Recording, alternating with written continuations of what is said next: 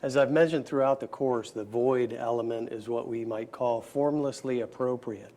So what that means is I'm moving in the moment in real time. I'm not trying to get ahead of my attacker. I'm not falling behind my attacker. I'm not trying to anticipate anything.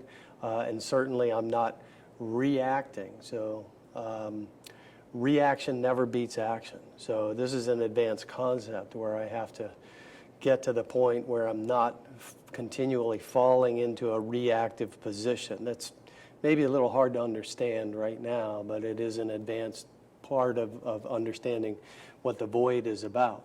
So now I can employ any piece or combination of these elements, and I'm not trapped or confined by any sense of parameters.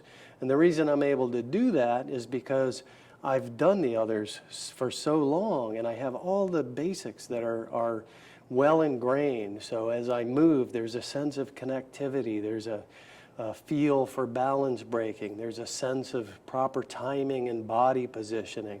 And all of this takes time, and that's why we consider that void element, that formlessly appropriate movement, to be pretty advanced.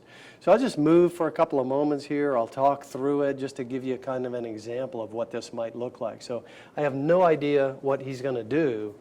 We're just going to move around together, and I may occasionally stop and talk a little bit. So attack may be coming to get me. I'm moving with him.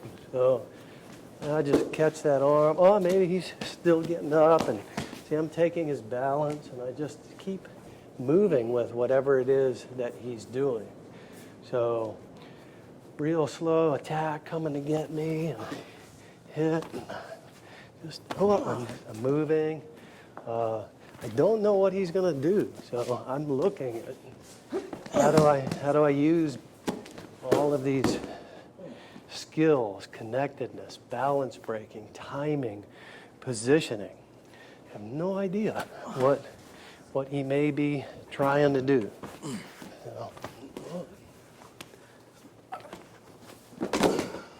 Always looking for what he's giving me rather than doing techniques at him. So I may yell freeze in the middle here. So I hit, whoop, freeze. See how he gave me that arm, okay? So I'm gonna train myself to recognize this as an opportunity. Now if you look at his feet, you'll see I already have his foot trapped, okay? This is just a product of good movement, good movement. If my platform of movement is like this, you can see how I'm already giving my balance away. I precluded the opportunity to have that foot trap. He probably doesn't know it's trapped in the heat of the fight. So I could either lock him up here, or as he goes to hit me, so I get him, oh, he's kind of almost throwing himself, but he wants to get back in the fight. Now here's what he won't recognize either. If you focus on my knee, right as he tries to get back in the fight, if I just put pressure on that knee, well, he can't get back in the fight. And there's a target available. So, formlessly appropriate. Much harder than it might appear.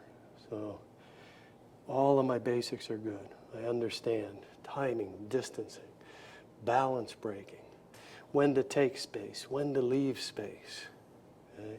And I'm just moving with my attacker. That would be the most important thing I would have to say is train yourself to not just do techniques at somebody. I'm moving. So when we're in conflict, the two separate energies, myself and my attacker, meld and become one. And the person who controls that energy and controls the space and the balance is the person who is going to emerge as the victor. So it's kind of an explanation of this void element.